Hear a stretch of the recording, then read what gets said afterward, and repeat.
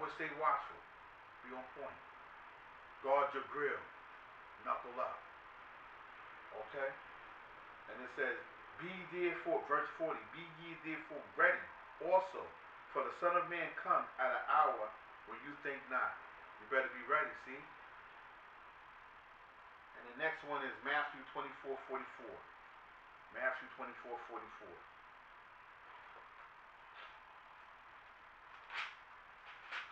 Matthew 24:44. Matthew 24:44. Therefore, be you also ready, for in such an hour as you think not, the Son of Man comes. Who then is faithful and wise servant, whom his Lord have made ruler over his household? Because the faithful and wise servant will have things together and have things prepped up and right and ready for the groom, which is your house side. Because Israel is the bride. So the 10 wise virgins, the 5 that was wise and the 5 that was foolish, the foolish is the one that's going to be destroyed because they wasn't on their lot. They wasn't on watch. The 5 virgins, the 10 virgins, 5 that was wise and 5 that was foolish. The foolish is going to be put to death because on that time, when that hour comes, when Yahweh shall come like a thief in the night, they ain't ready. Just like they wasn't prepared for the candle, the oil in the candle.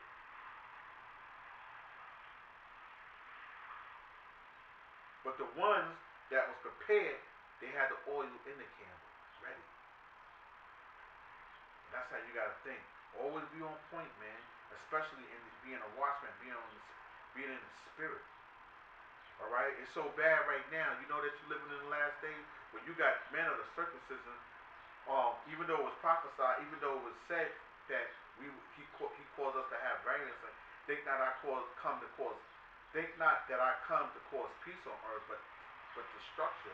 A man against his mother and father and stuff like that. That's why you don't have all camps getting along. But then you also have circumcision, men of the circumcision, spiritually a circumcision that know these scriptures, bashing the other ones. You know what they like? It's like the ones that's a big, they're the corporations. And then the little guys that don't have a big and much camp as them, they try to crush them or come against them. And that's like crushing another man's spirit. Either you gonna get with us or you ain't in the truth. Nah. And you brothers gotta learn to hold your position. Okay? Hold your position.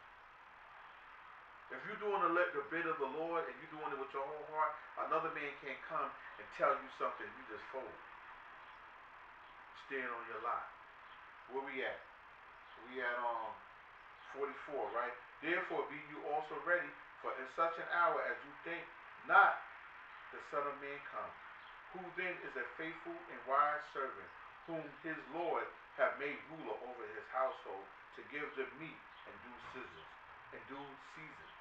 Blessed is that servant whom the Lord, when he comes, shall find so doing. Read that again. Blessed is that servant whom his Lord, when he comes, shall find so doing. Verily I say unto you, that he shall make him ruler over all his goods. And if that evil servant shall say in his heart, my Lord delayed his coming, and shall begin to smite his fellow servant, and to eat and drink with the drunken, the Lord of that servant shall come in that day when he look not for him, and in the hour that he is not aware of. Yeah. And that's spiritual because you have to be on point on that. You gotta stay like so much things is coming. The world is moving fast. It's like at a fast pace. And that's really designed to throw you off. Okay? And as much evil, the evil is coming in quick, like a speeding bullet. So you surrounded like being suffocated by a fast-paced world with all these different things coming at you at once. You know what I'm saying? Especially if you have children, and especially if you have your wife, or different things, or even family members like brothers and sisters. Some of them might not even get this. So the way that they're still thinking, they're bring that to you, and you got to be like, yo, I don't deal with that. And some people may get butthurt, but what did Yahweh shall say? Whoever is not worthy to lose their father, their mother, their brother, and their sister, they not worthy to follow me. They not worthy of the kingdom of heaven. So you gotta. This is a difficult job. But then when you look at all the prophets from the beginning, they were. It was a hardcore life. Even Paul tells you that. Sometimes he was hungry. Sometimes he was cold. And stuff like that. You don't see these rich preachers going through that, fake pastors and preachers going through that. But you see the men of the Lord on the corners trying to give you the spiritual meal to keep you strong in a time like this. All right, so the next one we're going to go to Sirach 39, 1 to 3. And we're going to end it with that.